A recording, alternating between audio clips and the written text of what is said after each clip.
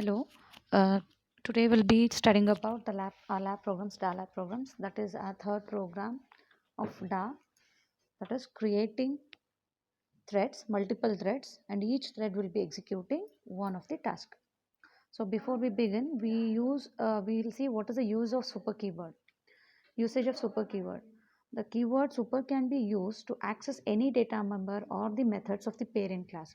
Super keyword can be used at any level. It may be used at the variable level, it may be used at the method level or at constructor level. That is super is a keyword that can be used at any of these levels. And this will help you, this keyword will invoke or help you to invoke or access the data members or methods of the parent class, or and it is also called as a base class. So before that, what is multi-threading? So Java actually provides, it is a built-in support that is provided by Java that will support multi-threaded programming. So in multi-threaded programming, which contains two or more parts of the program that can run concurrently, that means simultaneously you will be able to run two or more parts of the same program. And each part of such program is called as a thread. In a single program, we will divide each task as a single thread, and all those threads will be allowed to run concurrently. So this technique is called as multi-threaded programming, and the thread defines a separate path of execution. That is, each thread will execute separately. Multi-threading is a specialized form of multitasking. So the difference between multitasking can be done at the level of process, that is called as process based, and at the level of threads. So process based in the sense, for example, if in my system I'm working on a Word document, I'm preparing some document. Meanwhile, I can run in behind my program, a Word program, Winamp, or that a video I may play, or I may play an audio clip or anything. So I'm running two programs simultaneously, one at the foreground and one at the background, but they are being run concurrently. So such type of task is called as process based multitasking. That is, two or more tasks can be run concurrently or simultaneously. This concept is called as multitasking. And if we run at this in a single program, if we run multiple tasks of a same program simultaneously, then it is called as multitasking. For example, in my program I have two tasks or two functions, one calculating the sum of two integers, the other one calculating the subtraction of the same two integers. Then I can do this execution simultaneously, giving each function a single thread of execution. One thread will be executing the addition part, the other thread will be executing the subtraction part. So in this way we can run two of those functions simultaneously. This is called as multi-threading. So that is process based and thread based. So your multi-threading will enable to write you more efficiently the program, which will make maximum utilization of CPU, and the idle time can be kept minimum. So in multi-threading, when we come to thread, we need to know the stage of life cycles of the threads. We need to know the life cycles of the threads. So the life cycle of a thread will begin from newborn. So it is the stage when a thread has been created. It will be entered into a stage called as newborn thread. Later, when this thread is being executed by a function called as start, it will enter into a runnable state. So in this runnable state, the threads that are newly born or that are newly created and invoked by a function called as start, they'll enter into a runnable state. Once the CPU scheduler schedules the time for this thread, it will enter into a running state. That is, currently the thread is being run. And this is done by using a giving a schedule by a CPU scheduler. And once when the program is being in a running state, and if a function yield is invoked, it will enter into a state called as runnable state. That is, in between runnable state and running state, usually the threads are being revolved. So in case during the running state, if your thread is being suspended for some moment or for some milliseconds, or it is being kept for slept for some milliseconds, or being kept for some task to be completed, then you invoke these functions, either suspended or for sleep or wait.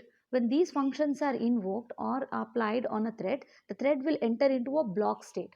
At this stage, the thread is in an ideal state. That means it is not being run, it is not in a runnable state, it is just idle waiting for something to happen. Once the thread is being invoked by a resume function or a notify function. That is, the thread has to resume back from a block state or notify that the thread for which it was waiting is completed. It has to come back to its runnable state, and once it is in a runnable state and the CPU scheduler can schedule the what you call time for this thread, it will enter into a running state. So these are the states where your threads keep on revolving. At any point of these states, your thread can be stopped and making it to enter into a dead state. Dead state indicates that the thread is being killed, it is no more existing. So these are different states of, or you can call, life cycle of any thread that has been created. So a thread can be created in two methods. Either you can create a thread by using implementing a runnable interface or extending a thread class. So in our example, in our program, we use the other method, that is, you create a thread by extending a thread class. Thread class is a main class, or you can call as a parent class, right? We extend the other thread classes that we create by using this thread class. So here, threads are implemented as an object. Threads are implemented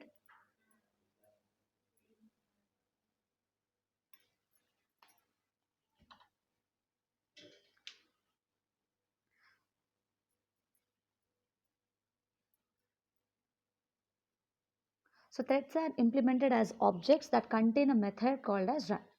So here you can see I have written a code snippet here. Class myThread extends thread. Here thread is a super class or a main class which are being extended by the other threads that we are creating. And here I have created a thread by name called as myThread. So I have written class myThread, which is a thread that I am creating, extends the thread, which is a main class or a base class where all the threads have to be extended. Within this class, I invoke a function, so I declare a method called as runnable method, and within that I have a body of a thread which can be executed. And here I have this next snippet. How do I create a thread? I have created a thread called as my thread dot space thr1. Here thr1,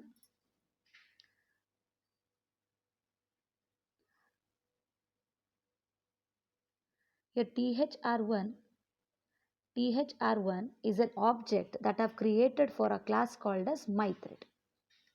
thr1 is an object that I've created for a thread called as myThread, and this new myThread is a constructor.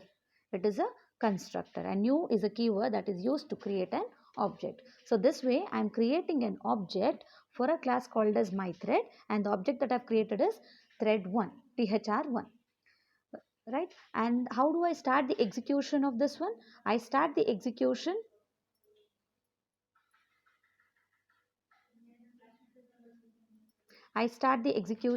by the function thr1, that is an object of a class which I have created, object dot start. So this start is a function which will not look for a method start in the class of myThread.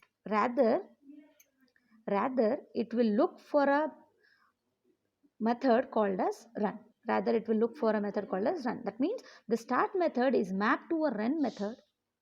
The start method will map to a run method in your class myThread. So this is how I create a thread. Later I'll create an object for a thread, and then I start this execution of this thread. Execution of a thread is executed, invoked by a function called as start by with the object that I've created for that thread. That is thr1 is an object that I've created for a thread of myThread class. So I'll invoke thread thr1 dot start.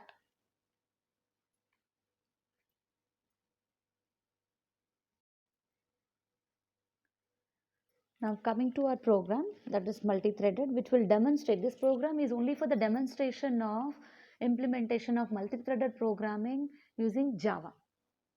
So here the first statement that we can see is import java.util.star.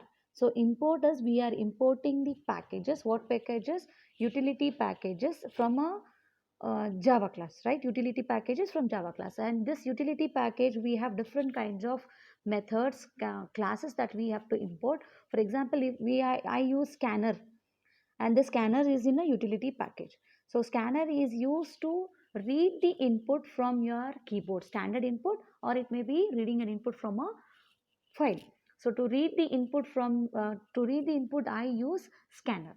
So the scanner is in a utility package. So this is how we import the packages for running our Java program. So import is a keyword, java.utility.packages. I've written here star. Star means all different kinds of methods, classes that I have, I can import.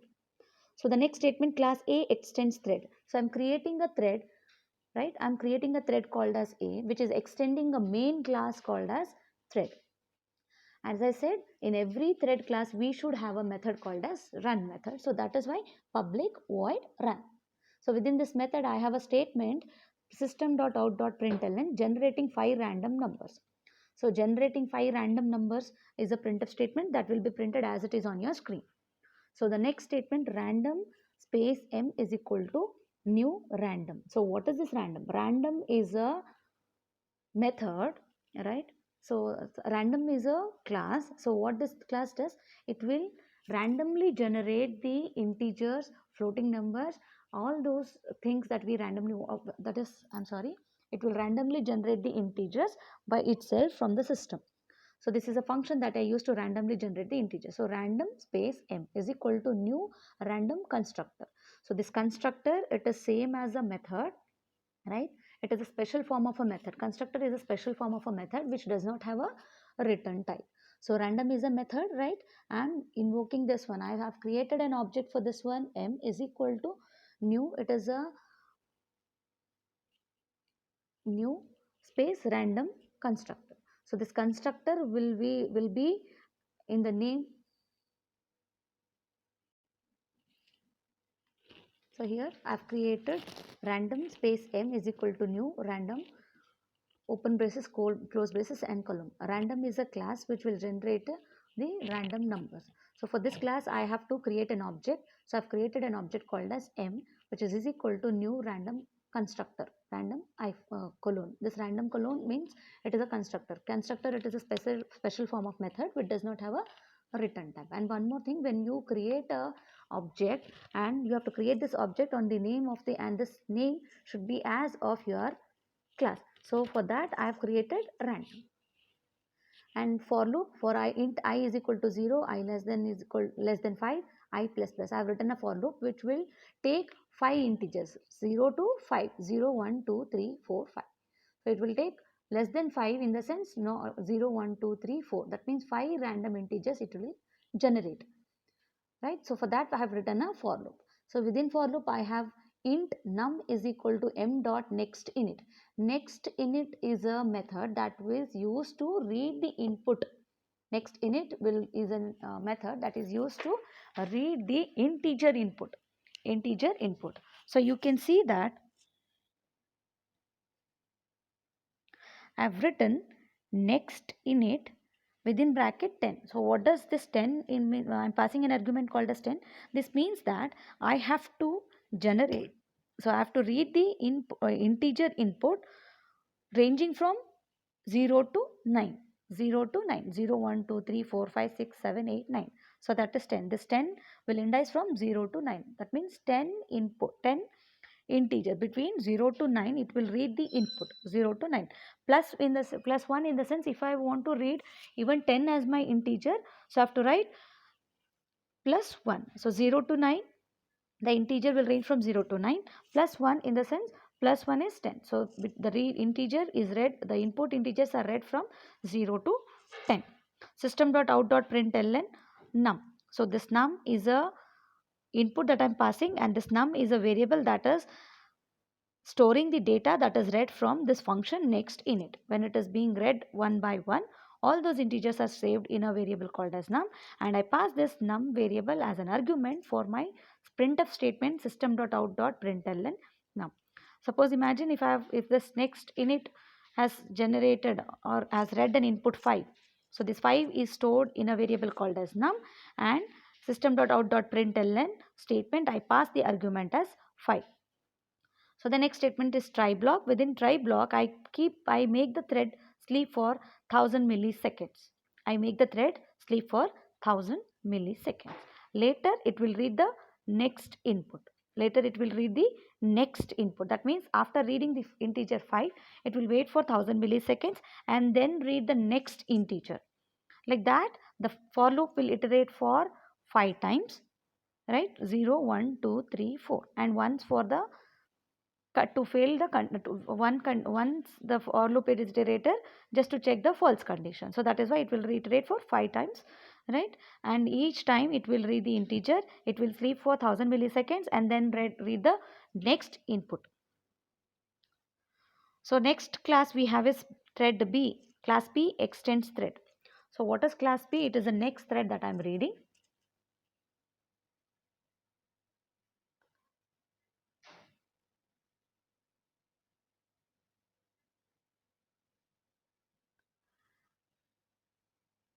So it is the next thread I am reading.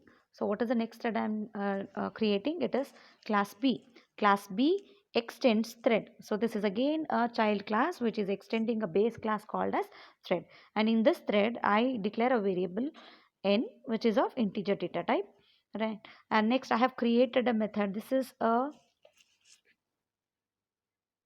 is a constructor, and the name of a constructor is same as the name of a class for which we are creating a constructor. So that is why name of the constructor is also B. So within this constructor, I write a statement n is equal to. So for this constructor, I am passing a parameter. What argument I am passing? I am passing a argument. I have declared a argument int num. So num is an argument which is of data type int. I am passing it to the constructor B. So here n is equal to num. Whatever data I get from num, I'll store it in a variable called as n. Now the next statement, public void run. As it is a thread, we should have a method called as run. So now I have a run method. System.out.println. So square of n. So plus n plus, it means plus n plus, it is a appendment operator. Plus is an appendment operator. So your printf statement will be a square of. So this whole thing will be printed whatever it is within double inverted comma, plus it is an appendment of the data value of n. Whatever data we had in n, that we had stored in n, that will be appended here, right? N plus this, again it is an appendment operator which will append the next statement.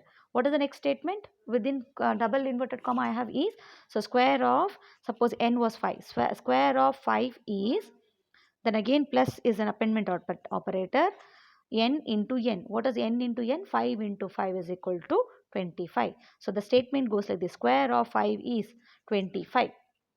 So this is how the output statement will look like. And the next thread that I have created is C. So again here C extends thread. Since 3 is a child class, it has to extend a main class called as thread. Now again within this I have to declare a variable. I have declared a variable called as n, which is of the integer data type. For this class I create a constructor, and that constructor, again it will have a input. I have to pass a parameter. I have passed num, and within this n is equal to num. N is equal to num. Now again, since it is a thread, we have to have a run method. So within this run method, I print a statement using a printf statement. That is, in Java we have system.out.println, and the printf statement is cube of. So within double inverted comma, whatever you have, it will be printed as it is on your screen. So it is cube of, and the next statement plus, it is an appendment operator which is used to append the next statement or the value of. So if appendment operator is next to a variable, it will print the value of that variable. So here my n value was 10. So 10, cube of 10 is 10 into 10 into 10, that is 10 into 10 into 10 will be printed. So here my main class, that is thread class, thread prog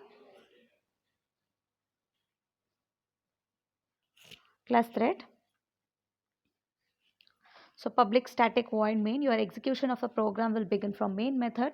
So your execution begins from here, right? So void, because it doesn't have any return type. Static, because without any instantiation we are executing this method. In a program, to execute any method, we need to invoke that method using an object. So creation of an object is called an instantiation. Since public is a main method, main method is the first method that is being invoked, and we invoke this method without creating an object. So that is, we execute this method without instantiation. For that we use static keyword. Now the static keyword will allow you to execute this main method without instantiation. And public, it is an access specifier for this main method, which can, where the scope is throughout the program.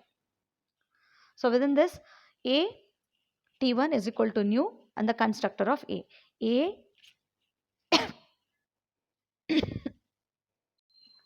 Now we'll create an object for every class that we have created till now. A is the first thread class that I have created. For that I use an object called as t1. So using same what do you call, same syntax, name of a class, and the object that I have created for this t1 is equal to new a constructor. So T1 is an object that I've created for a class A, T2 is an object that I've created for a class B, T3 is an object that I've created for a thread class C. Similarly, B within constructor B, I have written 5. 5, it is an argument that I'm passing for the class thread class B. So similarly for C, I'm passing 10 as an input parameter for the thread class C. So T1 dot start, T1 is a object, right, for which thread? A. So now T1 dot start indicates that I have to invoke a run method of the class A. So when this statement is executed, the control goes for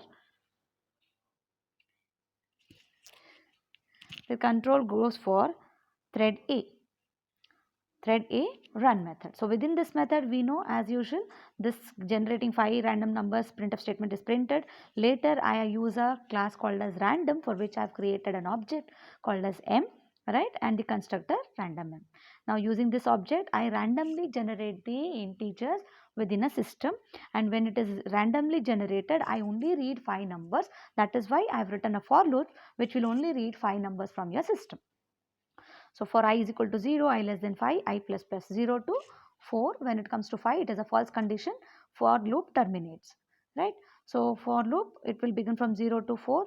It will read all the random integers that are generated from the random function, and that integer is read by a function called as next init.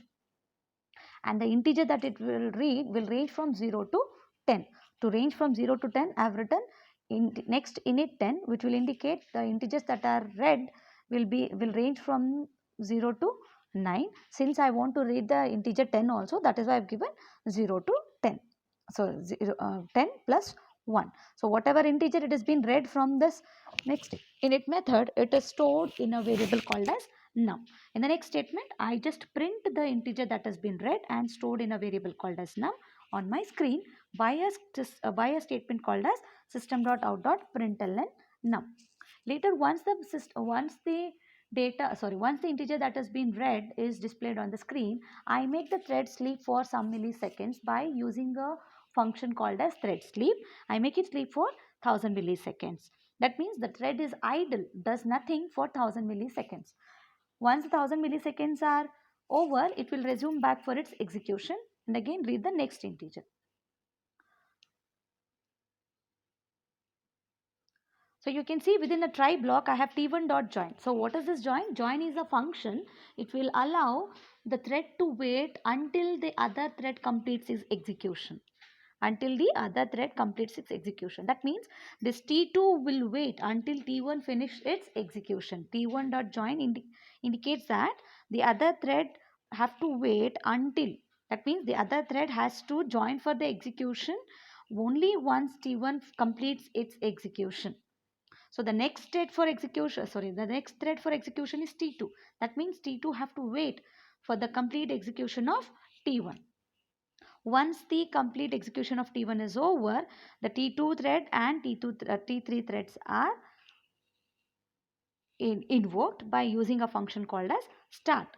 So when this T2.start is invoked, the thread control will go here, that is run method of class B. Within this method, I just print the statement square of n is. What is the value of n that I have passed as an input argument? 5. That is square of 5 is 5 into 5 is 25 is displayed. Meanwhile, thread 3 is also started. So that T3 dot start. T3 is an object that I've created for a class C. Class C, which is a thread class. So now T3 dot start will take the control for the thread class C of run method. Now this run method will execute a statement, that is system.out.printf statement, system.out.println. Cube of n is n into n into n, that is cube of 10 into 10 into 10 is displayed on the screen.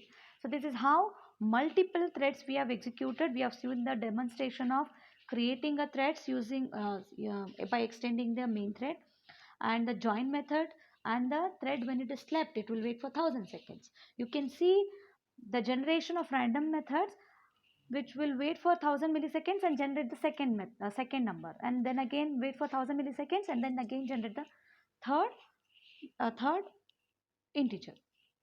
So this was the explanation for your third lab program. Hope you have understood. Thank you.